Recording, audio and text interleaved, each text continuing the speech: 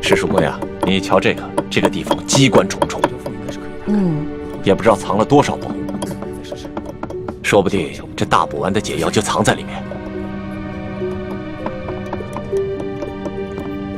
索大人，这个机关十分的复杂，我们真的没办法打开啊！废物，一群废物点心，这点事儿你们都办不好啊！我告诉你们，再给你们1个时辰，如果你们再打不开，我把你们这没用的手给剁下来。我剁下来，知道吗？我知道，我们开。索大人，消消气啊！我觉得他们打不开，跟您站在这儿也有关系。您想啊，您站在这儿，他们紧张啊，紧张肯定打不开。要不然您看这样行吗？您到外面啊歇息，喝个茶，我来看着他们。还真说不定啊。那行，那就麻烦师叔姑娘帮我先盯着点儿。好嘞。啊，你们听好了啊，一切都听师叔姑娘的安排。是。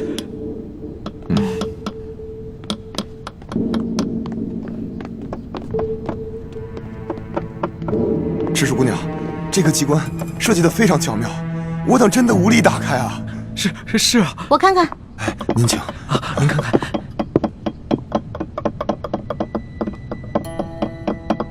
哎，师叔姑娘，你也会开机关啊？嘘，小声点啊，这事儿不能声张。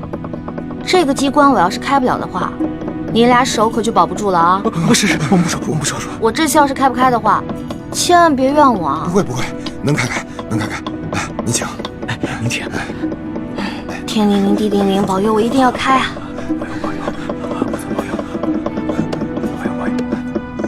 眼下我们已经帮康熙擒获了鳌拜，已取得了他绝对的信任，相信用不了多久，小师妹一定能够拿到铜匣。真没想到，事情进展得这么顺利。这10几年来，我们一直没能完成的任务，居然被你们几个月之间就完成了。看来你跟易欢真是我大明的福星，受天之庇佑啊！等找到铜匣，樊师妹和叶师弟再拿到1号金钥匙以后，我们就能取出藏宝图，招兵买马。到了那个时候，光复大明的大业就成功一半了。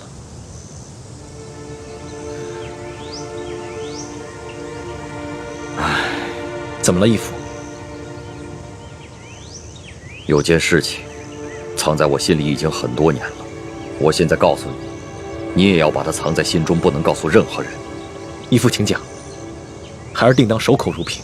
你可知道，我为何让你们活捉孙府？为了清除逆党，同时追查二哥4星的下落。那你可知道我为何要急于见4星？二哥4星乃是义父的亲生儿子，当年曾随义父出生入死，立下过汗马功劳。现在二哥下落不明，义父下定决心寻找他，当然是出于父子人伦，人之常情。我急于找到4星，并不仅仅是因为父子情深。你可知，那镶着玛瑙的第2号金钥匙，当年就在我的手上。当时我为了掩护先帝逃亡，自知必死，就把那金钥匙交给了4星。义父是说，那2号金钥匙随着二哥不知所踪了。当年我本有机会救我的妻女，但你就把太子交给我，你的座位让给晋王妃。陛下，万万不可！请你和皇后快登车吧，臣已经为臣妻备好了马车。父王，你竟然让母妃和妹妹另列马车，马上就到。刚刚陛下明明让母亲上车，你却不让。你明明知道我3鬼马上就要破城了。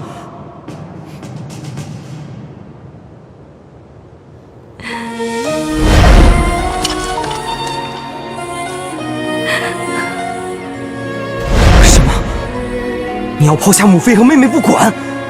国难当头，顾不了我们自己的家。爹，可是没有可是，执行军令。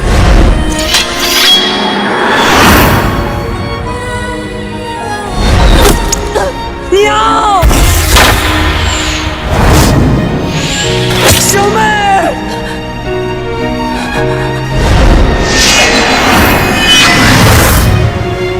从今往后，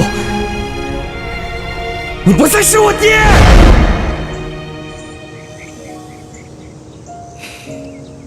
这么说来，现在我们手上只剩下了延平王的3号金钥匙。就算找到了铜匣和1号金钥匙以后，也都于事无补了。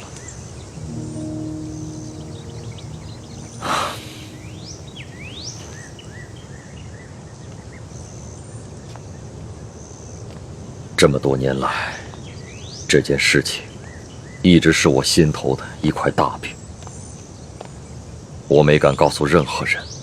但现在，我不能不如实向太子禀报。都怪我耽误了光复大明的大业。义父千万别这么说。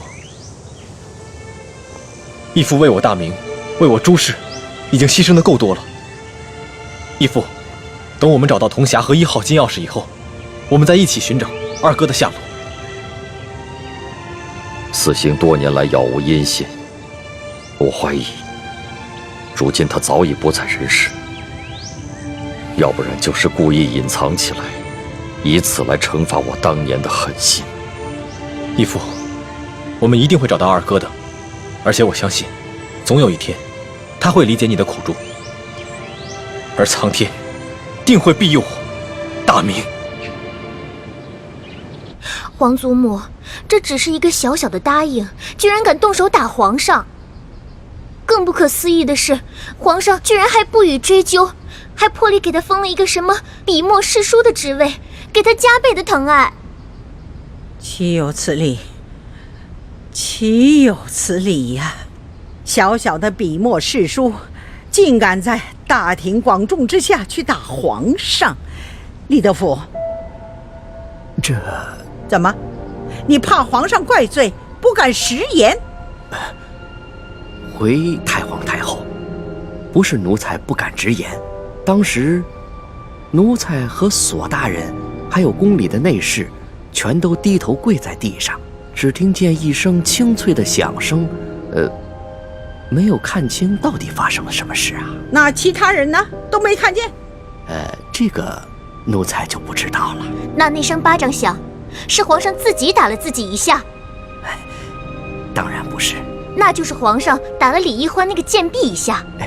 也不是。这也不是，那也不是，你现在就跟本宫说清楚，这一巴掌到底是怎么回事？皇后娘娘，奴才是实话实说，当时确实奴才没有看见李欢打了皇上一巴掌。这皇上又严令我们不许多嘴，所以奴才不敢妄加猜测呀。你这个老滑头！李德福啊，看来你真是有点老眼昏花了，该瞧到的你都没瞧到。太皇太后恕罪，奴才该死，请太皇太后责罚。李德福，你可是这宫里的老人了啊！你说说，冒犯了皇上，该当何罪？回太皇太后，冒犯皇上，那是死罪。那动手打了皇上呢？这奴才在宫中30多年了，还从未见过如此胆大包天、不知死活之徒，所以无旧例可循。但显然当处以极刑，诛灭9族。李德福啊，你若不是皇后禀报了哀家，你还在那儿装聋作哑呢。奴才该死，奴才该死！哎呀，李德福啊，李德福，你服侍了哀家已经整整30年之久了。你可知哀家当下最担心的是什么？最害怕的是什么？奴才不敢妄加猜测。鳌拜专政，让我担心，但是我不怕。这吴三桂以兵自重，哀家也担心，但是也不怕。哀家最怕的是这宫里头再出现一个像董鄂妃这样的狐妹子，怕会毁了皇上，毁了我大清江山呢。太皇太后，您请放宽心，那李易欢她成不了董鄂妃，她是个汉女，况且自幼又定了亲，一旦她的未婚夫出游回来，那李欢就该出宫完婚去了。这汉女怎么了？啊？定了亲又怎么了？当年这海兰珠就嫁过人，这太宗皇帝不照样爱若珍宝吗？董鄂妃一样，她还是先帝的弟媳呢，那先帝不是照样为她申婚颠倒了吗？这李易欢呐，比起这海兰珠啊、董鄂妃呀，真是有过之而无不及呀！居然还敢打皇上，啊！皇上连这个都能忍，这说明把他纵容到什么地步了啊！李德福啊，这可是天大之事啊！你居然没向哀家禀报！奴才该死，奴才该死。不过，奴才也着实冤枉。这李易欢，他入宫之后，也未见得如何受宠啊，只不过册封了个答应。可是，谁想到，竟然到了今天这个地步啊！可见呢，这个李易欢是一个鲜毒之人呐。皇祖母，你可千万不能再纵容这个贱婢李易欢了，否则，只怕您担心的事情又要重蹈覆辙了。放心吧，只要哀家在，任谁他也翻不起这个波澜来。都过了1个时辰了，世叔姑娘，你到底行不行啊？哎呀，别催我了，恐怕我们的手是真的抱不住了。是啊，能不能不要那么绝望啊？我有种预感，我很快就能打开，很快。这真的假的啊？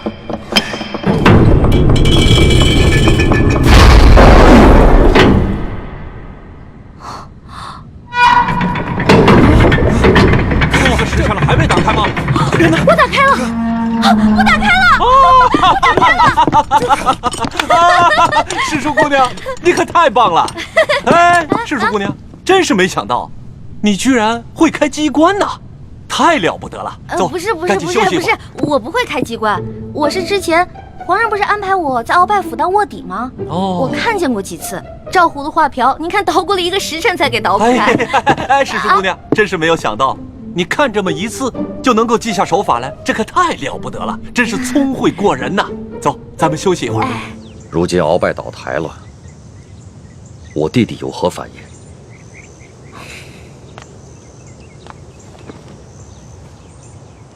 叔父应该是受了鳌拜大补丸的控制，所以未必是真心在为鳌拜办事，不过是为了保全性命，成了鳌拜的内奸。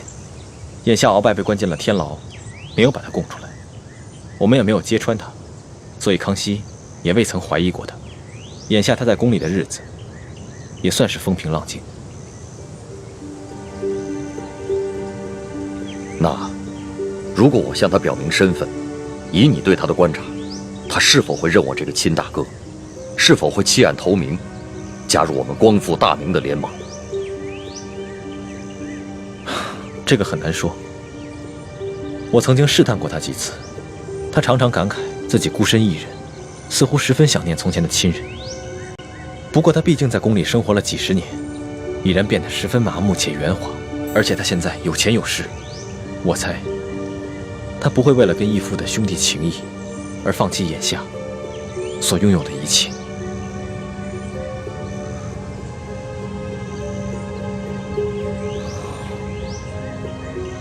好吧，那就再慢慢观察观察。哎，世叔姑娘，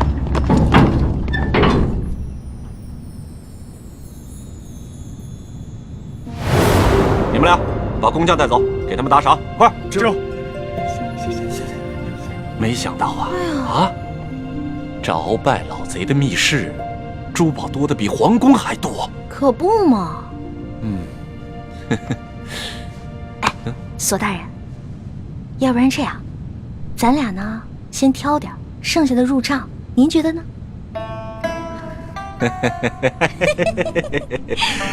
这和世叔姑娘一起办案，真是太开心了。是，您那边，我这边，怎么样？行动！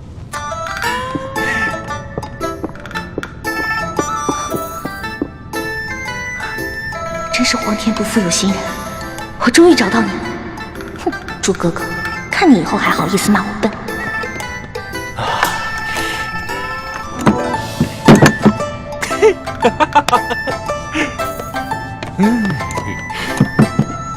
哦，好。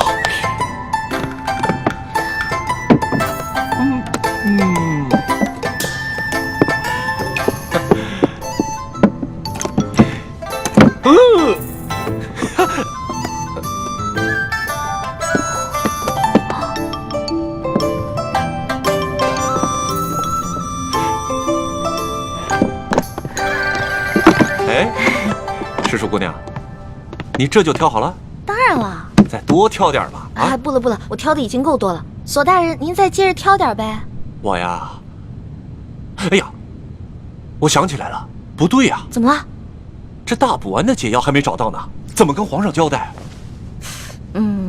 那您要不要再带着手下人继续看看？您看这天色不早，我挑的已经够多了，我先撤了。好嘞，那我送你出去。来，谢谢索大人。慢点，慢点，慢点。好。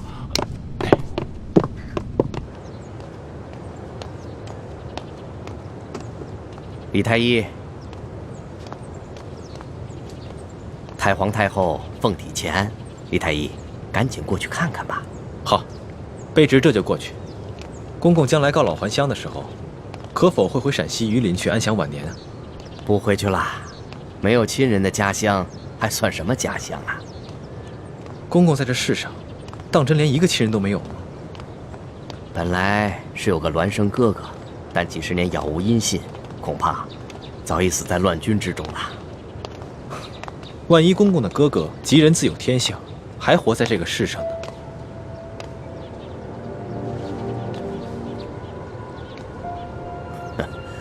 怎么可能呢？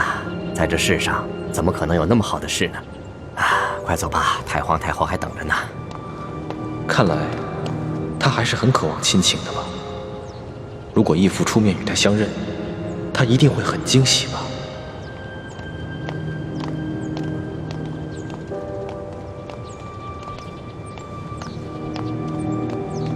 公公，太皇太后的病一向是院判大人亲自瞧，今日怎么突然宣我这个排名最末的太医啊？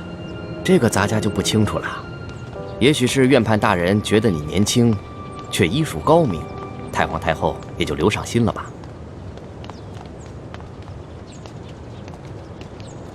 公公，这好像不是去慈宁宫的路吧？太皇太后不在慈宁宫，你别多问了，跟咱家去就是了。公公，太皇太后宣我瞧病，不会是有别的什么事吧？看在咱们同乡同姓的份上，能否告知一二？你多心了，你刚刚才救了皇上，太皇太后也许是想赏赐你呢。多谢公公。走吧。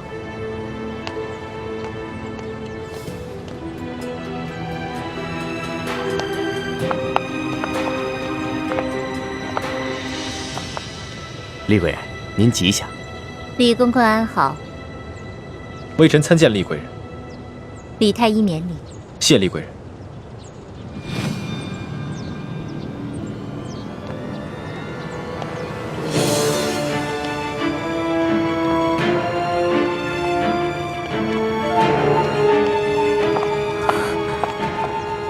师父，大师兄出事了，我去永乐宫通知医患。你千万要沉住气，不得万不得已，不要暴露自己的身份，知道了？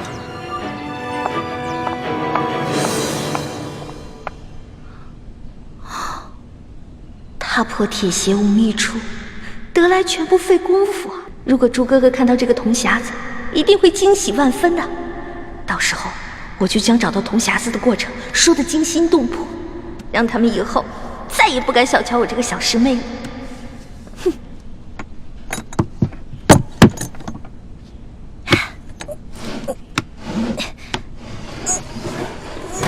一欢，谁？一欢，快去救大师兄，快啊！啊！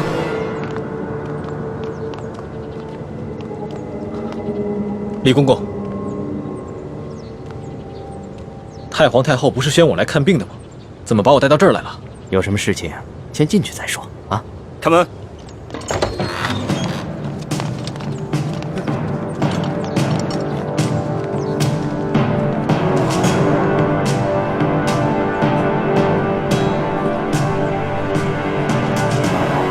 李公公，这到底是怎么回事？太皇太后懿旨，将你们这些捉拿鳌拜有功的人聚在一起，每个人赐一杯御酒。龙小弟，我求求你去救救我哥哥，还有那些工人吧。他们犯了什么错？他们不就是看我打了你一巴掌吗？可是，他们就要因此失去自己的性命吗？这不公平啊！朕已经吩咐过所有人守口如瓶了，没想到还是传到了太皇太后的耳朵里去了。现在太皇太后已经下了懿旨，朕也不好公然对抗她的权威啊。太皇太后的权威，难道比那些人的性命还要重要吗？太皇太后要维护的是皇权的威严，这是紫禁城，有很多规矩，不仅这里的大小奴才要遵守，连朕也必须得遵守。祸是我闯的，跟他们没有关系。之前打了你一巴掌，你打我吧，打我多少下都行。你别闹了，你以为这是小孩子过家家呀？现在做什么都来不及了，太皇太后不会放过你的。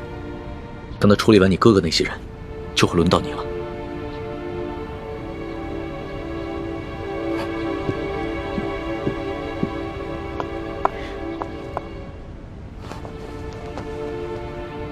那皇上，您还是先杀了我这个祸首吧。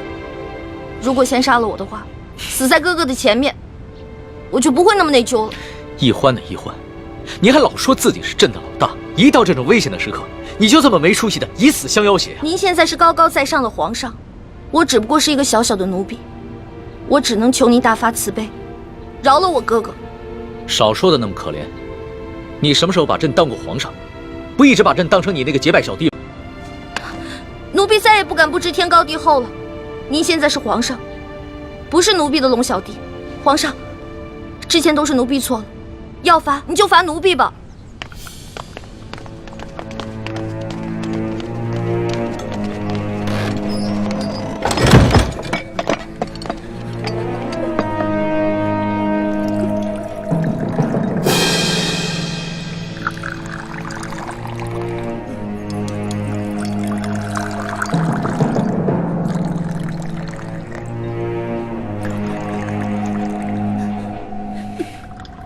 你先起来吧。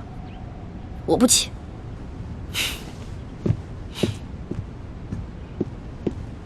起来吧，这么跪着也不是办法。皇上，我求求您了，您能不能去救救他们呀？如果他们因为我而死，我肯定会内疚死的。楼下，皇上，你就救救他们吧。人自然是要救的，但你倒是说说，这要怎么说服太皇太后啊？您可以跟太皇太后讲齐桓公跟管仲的故事。当年，管仲为了救自家主子，向齐桓公射了一箭，但是那个箭正好射到了齐桓公的腰带上，齐桓公没有死。后来，齐桓公不计前嫌，任用管仲当了国相。管仲感激涕零，倾尽一生的才华，辅佐齐桓公，最后成为春秋五霸的首位。皇上，您不会连齐桓公都不如吧？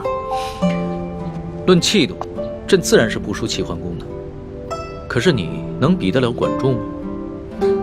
论治国之才，奴婢当然比不上管仲的一根汗毛。但是，你想招来人才容易，想找到像我这样陪你吃喝玩乐、赌骰子拼酒的人，可不容易啊。这个理由倒是很充分。只不过，早晚有一天你都要出宫嫁人，不能一辈子留在宫里陪着朕，那朕岂不是很吃亏？原来您是因为这个呀？那您现在想怎么办啊？跟朕说说你那个青梅竹马吧，他叫什么名字，长什么样，家世如何？这个属于奴婢自己的秘密，不能告诉你。那你总得告诉朕，他的外貌仪表、才华气度比朕如何？这个嘛，我也没法说。有什么不好说的？让你说，你说不就完了吗？那我真说了，你可不许生气啊！笑话，朕在你的心里度量那么小啊？他确实没有皇上您高贵俊逸，但是他很温柔，对我特别好，人很老实，我说什么他就做什么，我可以把他吃得死死的。不像你，今天说这个你开心了，明天说那个又得罪你了。那你爱他吗？二师傅，我头晕。师傅带你去休息啊。二师傅，一环他是在装病，你千万别上了他的当。一会儿大家练完功，再罚你扎半个时辰马步。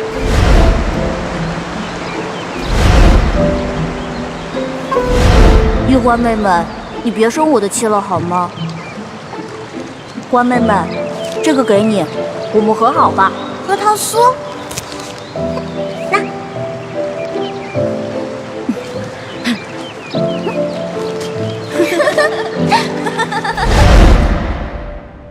哎呀，皇上现在都什么时候了，你还说这些闲话？您赶紧跟我去救人吧。皇帝也是人，也有七情六欲，也有好奇心，甚至也会嫉妒。龙小弟，我求求你了，你要是再不去的话，他们人头马上就要落地了。放心吧，这个宫里没那么容易见血，要灭口用的都是鸩酒。鸩酒？那你赶紧下旨吧。走，快去救他们！你先别着急，这太皇太后一下子从朕身边抓了10几个人，还需要等你过来求朕，朕才知道怎么做吗？朕虽然不好公然抗旨，但是早已命人准备了解药了。真的？那你不早告诉我？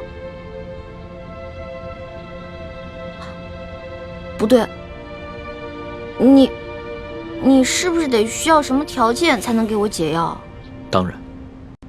朕就想问你一个问题：你爱这个青梅竹马吗？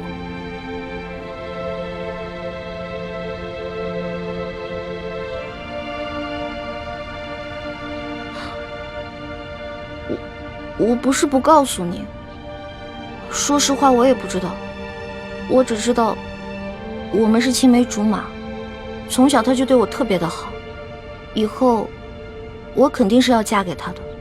至于爱不爱，我自己心里也不清楚。哎呀，好了，我现在回答完了，你可以跟我去救人了吧？等一下，朕还有一个问题。你怎么那么多问题啊？你有话快说，有屁！皇上您问吧，您快点问。你爱朕吗？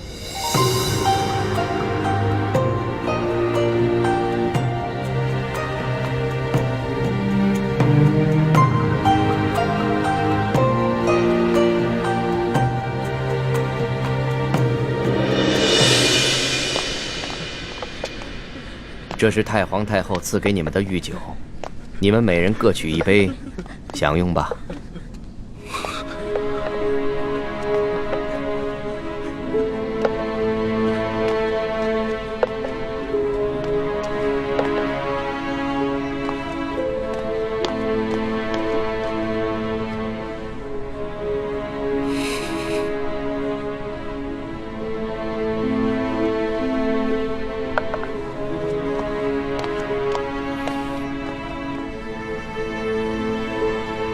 这酒有毒。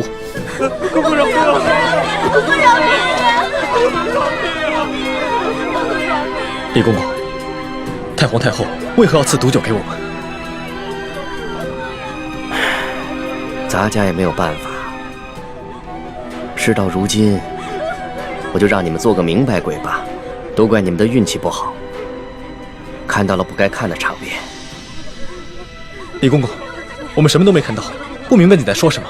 还请您帮我们向太皇太后求个情，饶了我们大家吧。咱家没有这个面子，更没有这个胆子。这太皇太后的懿旨既然已经颁下来了，谁都救不了你们了。这毒酒，你们喝也得喝，不喝也得喝。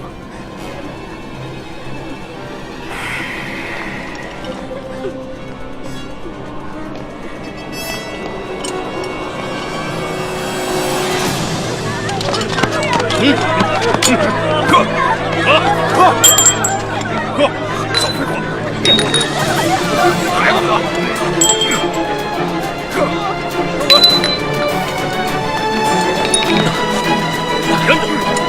李公公，我有重要的话要跟你说。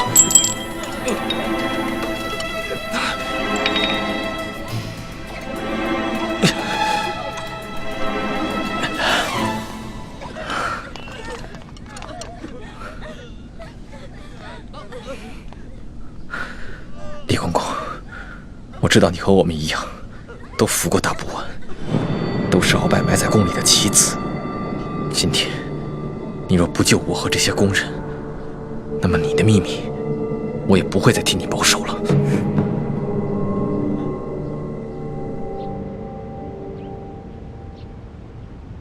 为什么不回答朕？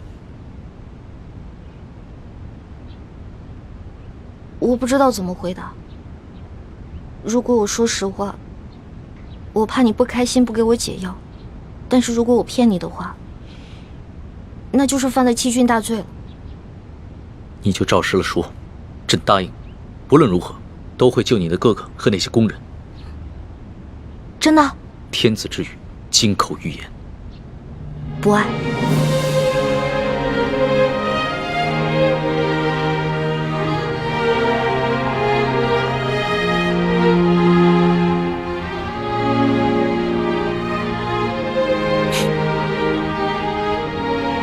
这两个字说的真干脆，丝毫不顾及朕的感受。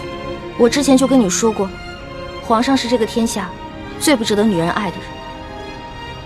可是作为老大，也许我会爱上结拜小弟龙三，但是作为奴婢，我永远都不可能爱上皇上。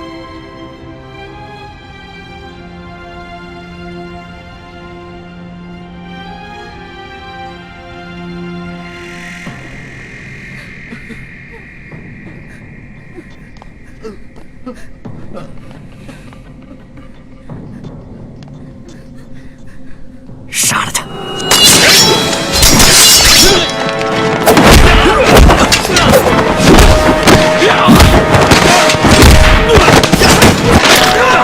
李德福，想不到你要杀我灭口！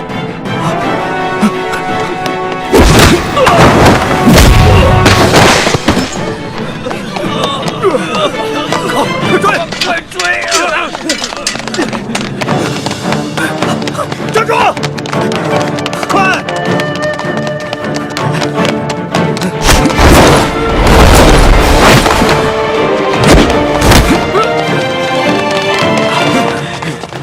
李太医，你杀了我，你也活不了。李德福，你别以为杀了我就没有人知道你是鳌拜的内奸了。你别忘了，我还有我妹妹易欢，我若是死了，她绝对不会放过你。李太医，你我都是同乡又同姓，我本来是想照顾你的，可是太皇太后这懿旨一下来，我们这些做奴才的，除了照办还有别的办法吗？我救了皇上的性命，又助皇上擒拿鳌拜，立下大功，太皇太后怎么可能不分青红皂白，就要置我于死地？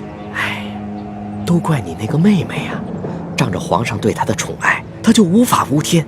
我在这宫里都已经几十年了，我从来没有看见过哪个宫人敢打皇上的。易欢呢？现在怎么样了？我不知道，但我知道太皇太后不会放过她。李太医，你先把我放了，继续替我保守秘密，让我去向太皇太后求情，我尽量求情，你看怎么样？那些宫人呢？哎呦，这都什么时候了？咱们都泥菩萨过河，自身难保，哪还有闲心顾及他们呀？不行，我不能眼睁睁看着这么多无辜的人丧命。我要见皇上。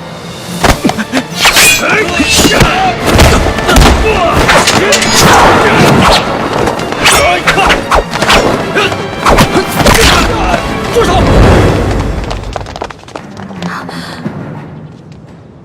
皇上，微臣参见皇上。平身吧。李太医，朕赦你无罪。你现在马上和索额图去解救那些中毒的宫人。微臣遵旨。这，快！李德福，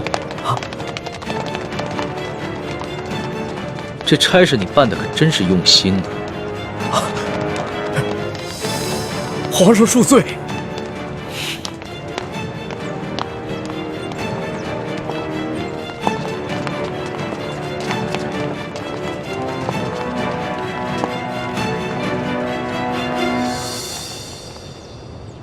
石叔姑娘，老奴也是实属无奈，石叔姑娘您大人大量，不要记恨老奴啊。中堂大人，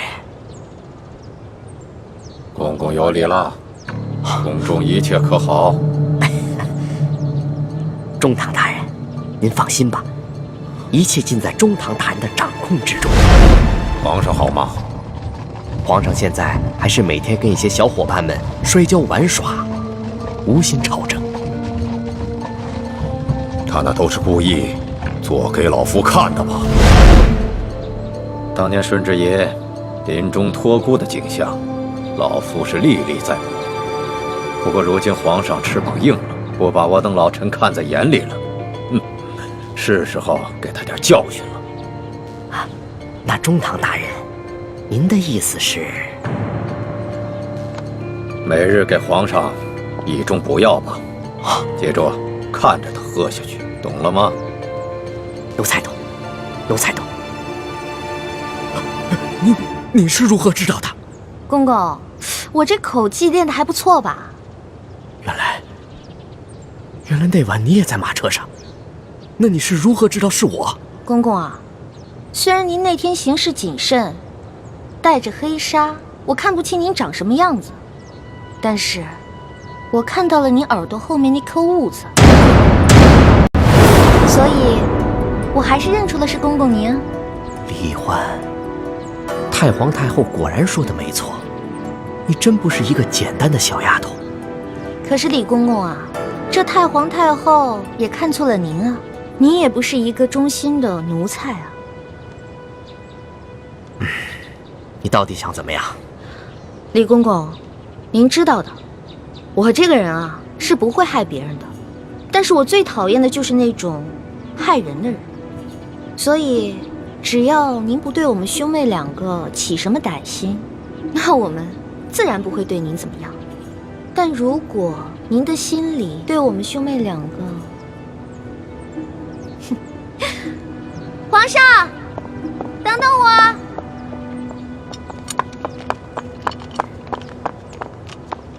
龙小弟，谢谢你啊。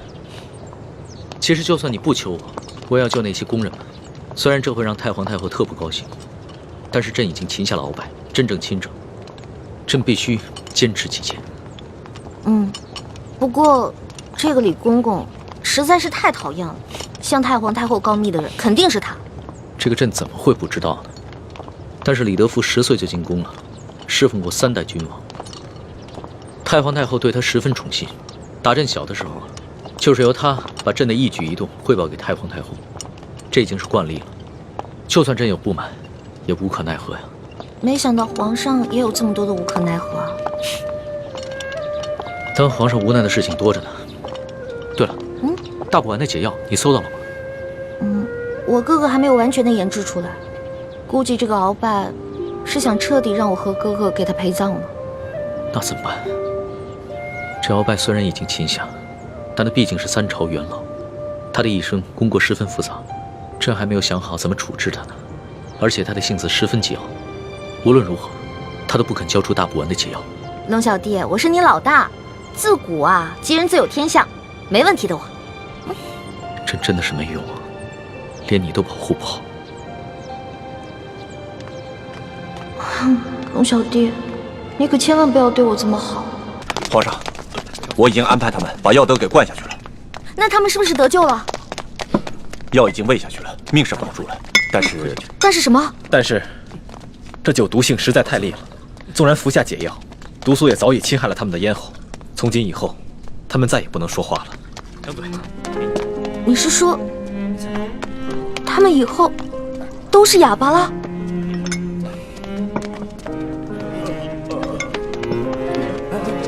一起。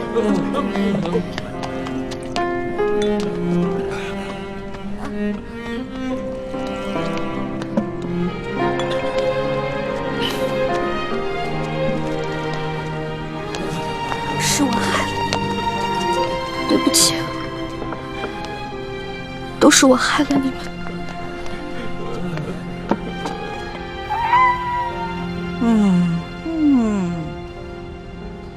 哎呀，呀，李德福啊，连这点事你都办不好，你真是不中用啊你！太皇太后，您息怒。奴才跟纳赛正要把事情办好的时候，皇上跟李易欢突然来了。皇上让奴才放人救人，奴才哪敢不遵从啊？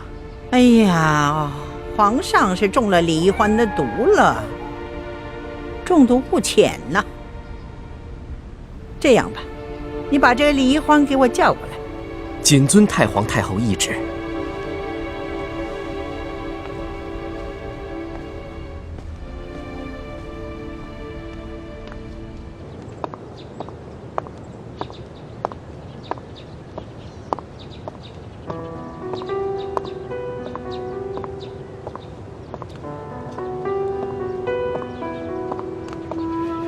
龙小弟，没想到我冲动打了你一巴掌，居然害了这么多无辜的人。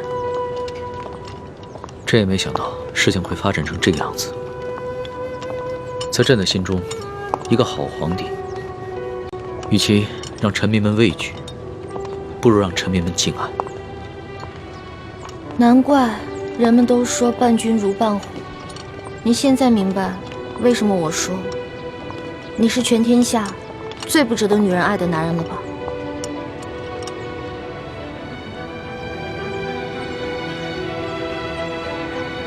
易欢，朕知道这件事情在你心里一定留下了很深的阴影，你更不可能会爱上朕了。也许这皇宫确实不适合你，你应该出宫去嫁给你那个青梅竹马的未婚夫，可能会更幸福。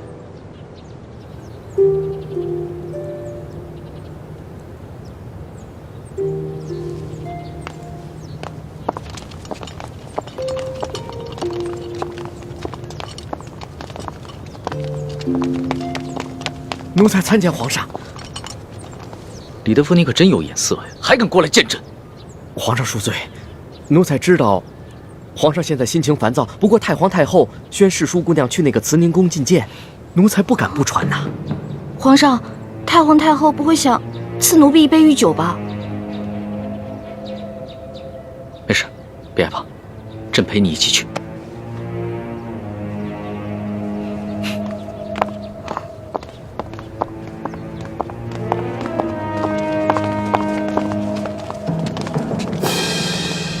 皇上驾到！皇上吉祥！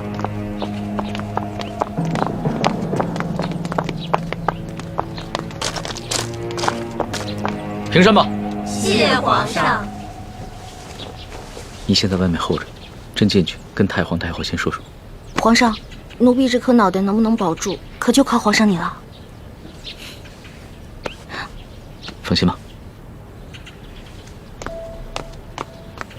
这太皇太后肯定不是个好说话的，万一皇上的面子她也不卖，那我是不是该赶紧脚底抹油溜啊？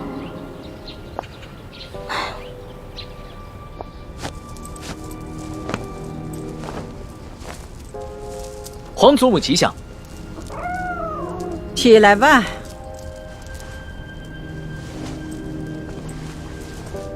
刚刚请拿了鳌拜，还有许多善后的事情需要做，皇上怎么会有闲暇来陪哀家这老太婆呢？不是皇祖母一直教诲说，越是处理大事，越要从容。孙儿一直谨记于心呢。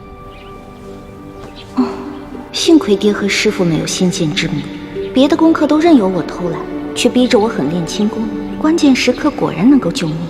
可是我千辛万苦才得到的铜匣，还有那么多值钱的珠宝还在永乐寨，这可怎么办啊？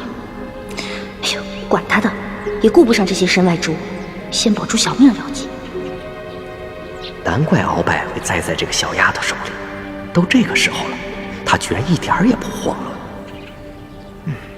哎呀，皇上你亲政了，有许多事情呢可以自己做主张了，也用不着哀家这老太婆唠里唠叨了。皇祖母何出此言啊？孙儿心里极是惶恐，不知孙儿有什么地方做错了，还请皇祖母垂询。得了，去玩去吧啊！你们都退下。下去吧。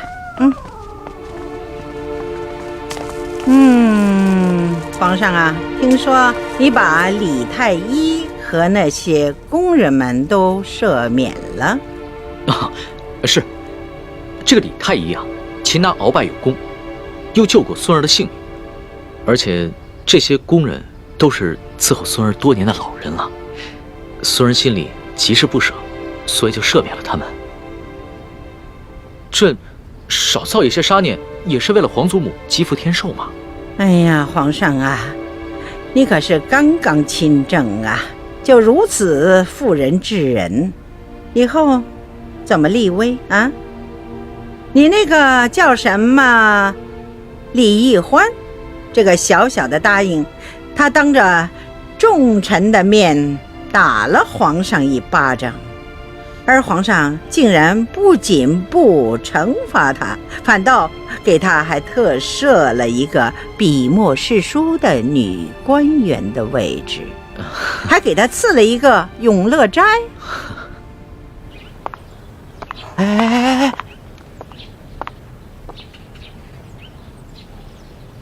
这些做奴才的可真小心，唯恐听到了不该听的，都站得远远的。我可顾不了那么多了，我得认真的听着，万一龙小弟顶不住了，我好赶紧溜啊！皇上，你这法度尊严何在呀？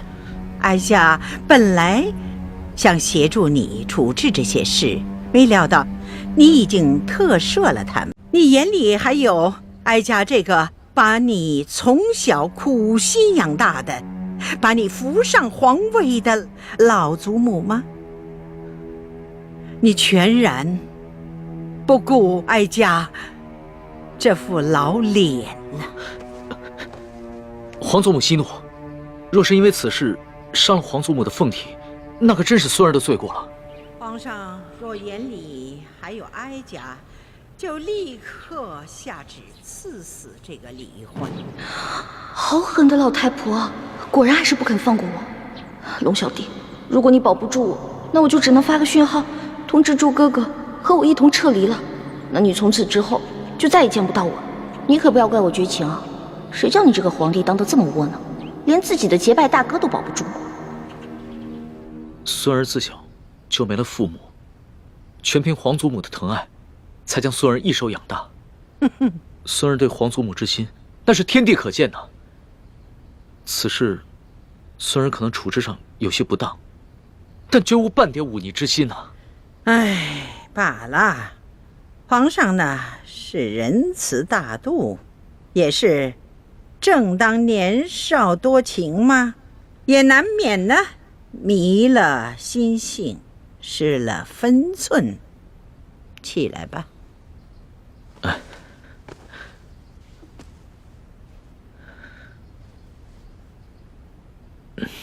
皇祖母，您先消消气。这个义欢呢，是孙儿在出宫微服私访的时候结识的。那个时候，孙儿一时玩性大发，就假冒侍卫龙三的身份和他结了拜，还谎称自己是皇上的替身。没想到他还真信了，所以他后来才打了孙儿一巴掌。其实吧，他不是冒犯龙威，他只是把孙儿当成了他那个假冒皇上的结拜小弟了。他居然不知道你是皇上。是啊，这个义欢出身草莽，没见过世面，性子又天真烂漫。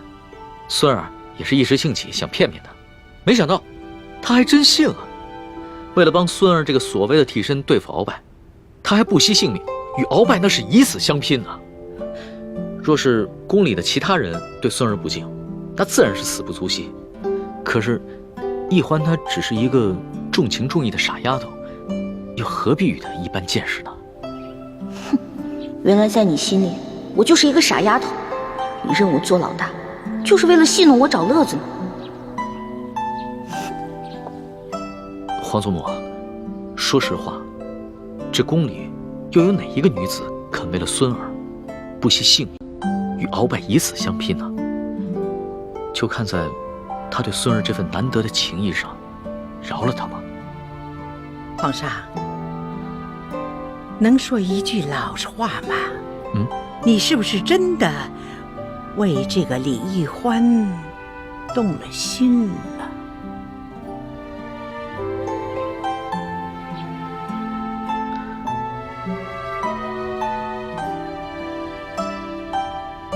皇祖母，孙儿刚刚真正亲征未久，内有鳌拜的余党未能清理，外有三藩做大，还有前明余孽组成的反清联盟，时刻威胁着我大清江山，所以孙儿不敢沉溺于儿女私情，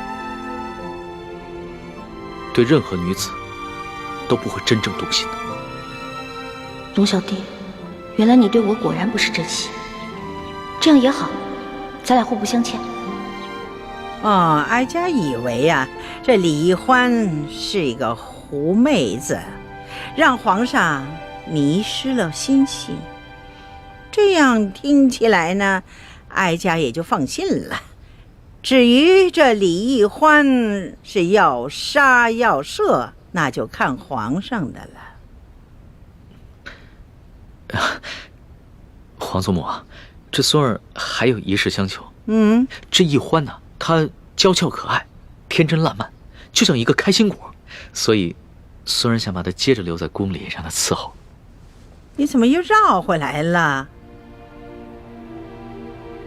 皇上啊，你小小的年龄，承担起大清朝的重任，哀家想想都心疼。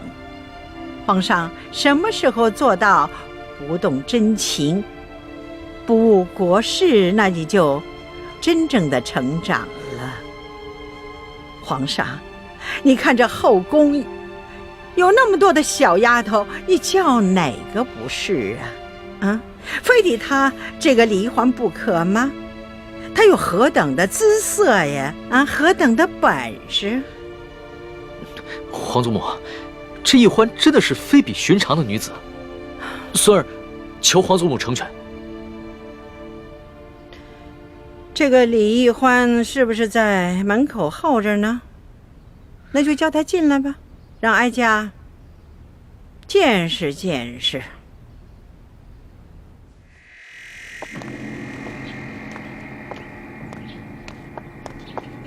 太皇太后和皇上宣世淑姑娘觐见。是，奴婢遵命。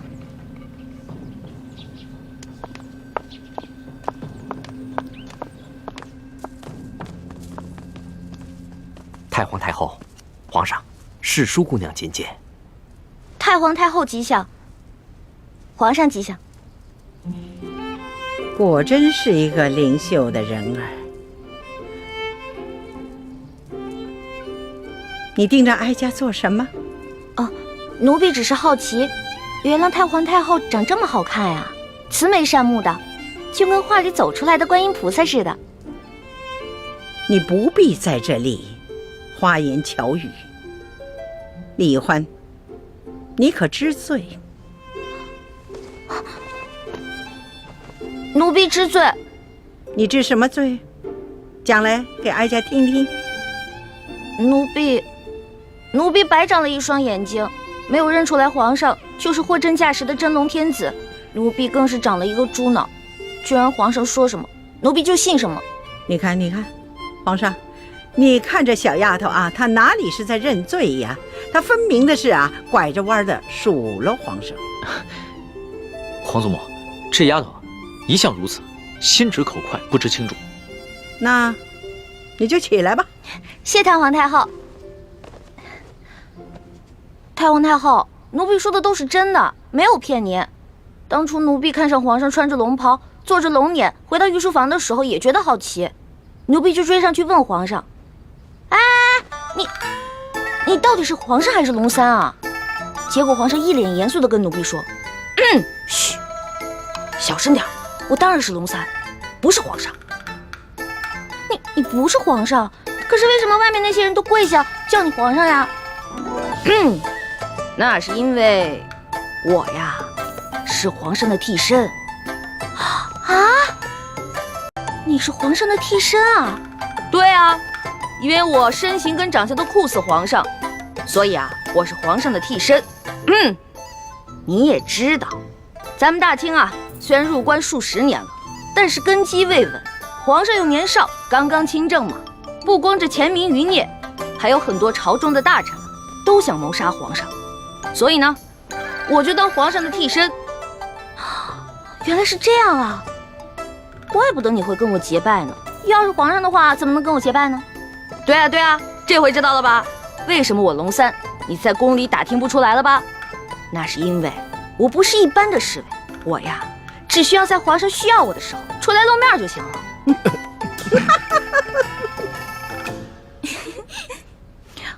太皇太后，你们都笑什么呀？奴婢说的都是真的，没敢骗你。奴婢当时就想，龙小弟真可怜，为皇上卖命，还得替皇上挨刀子。这丫头啊，果真有趣呀！皇祖母，当时的情形啊，确实如此。孙儿啊，也是一时童心未泯，见这个丫头什么都不懂，特别有趣儿，想逗一逗她。想逗逗我，但是奴婢当真了，真的把皇上当成兄弟，不想看着你去死。太皇太后，奴婢真的以为他要去跟鳌拜拼命，所以就把身上的金蚕背心脱了下来，给了他，还陪着他一起去跟鳌拜拼命。要不是我哥哥及时赶到，恐怕我跟皇上就……瞧这丫头啊，委屈的哟。得了，哀家呢就饶过你了。真的？嗯。谢太皇太后，还是太皇太后好，不像皇上就知道欺负奴婢。哀家听说你在大庭广众之下，当着那么许多的大臣们的面，打了皇上一巴掌，是吗？哀家着实的恼怒啊！没想到，就像皇上说的，你只不过就是一个不懂规矩，而且呢，还对皇上有恩有义的一个小傻丫头。所以太皇太后，您的意思是，可以饶恕奴婢啦？不，你毕竟打了皇上，你这叫犯上啊！要是对你不进行惩罚，哀家和皇上的威严何在呀？太皇太后，您还要罚奴婢啊？哀家对你呀，是死罪可免，活罪就不能饶啊。这么着吧，你哪只手打了皇上，那就伸出哪只手来，就得挨打50手板。太皇太后，我爹跟师傅从前总打我手板，我都打怕了，能不能换一个不打手板啊？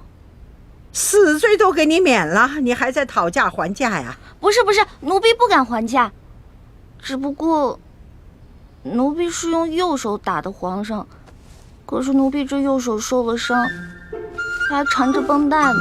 太皇太后，您看。是啊，皇祖母，奕欢手上的伤啊，还是为了救孙儿，被鳌拜用匕首给刺的，这伤口又长又深，这血好不容易才止住的，现在还没愈合呢。那就伤好了再打。太皇太后，你就饶了奴婢吧，奴婢知错了，奴婢以后再也不敢了。这样吧，哀家呢再给你一个机会，哀家出3个题目，你要是答对了，就免去这50手板。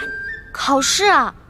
奴婢最怕考试了，能不能不考试啊？你这个小丫头啊，又怕死，又怕挨打，又怕考试，那怎么着？那是挨杀头呢，还是挨打呢？还是硬考试呢？那还是硬考吧。不过太皇太后，您出的问题会不会根本就没有答案啊？哎呀，哀家怎么用这种方式来对付你这个小丫头啊？哀家出的题目是有答案的。是，太皇太后息怒，是奴婢小心眼了。那请太皇太后出题吧。告诉你小丫头啊，这后宫之主是皇后，就由她来出这3道题。1个时辰之后回来再考你。是。谢太皇太后。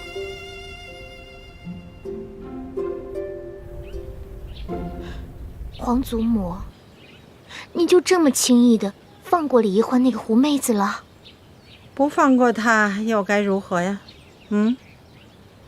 就算是灭了她，你想想，皇上也不会亲近你，更会疏远你的，哀家也会遭到一生的怨恨的。那您就不担心李易欢继续留在宫中祸害皇上？唉，开始的时候哀家也有担心，可后来一见到这个李易欢呐，她只不过就是一个鲁莽的小丫头而已呀。皇上也就是少年心性，找一个新鲜有趣的玩伴而已。所以哀家呢，想放他一马，等待以后视情形而定吧。既然皇祖母都这么说了，那妾身就暂且忍耐了。哀家出了这3道题，一是为了考量一下这李易欢，二呢也好给皇后一个机会。现在呢，这前面这2道题呢就由皇后来出，最后这道题由哀家来把关。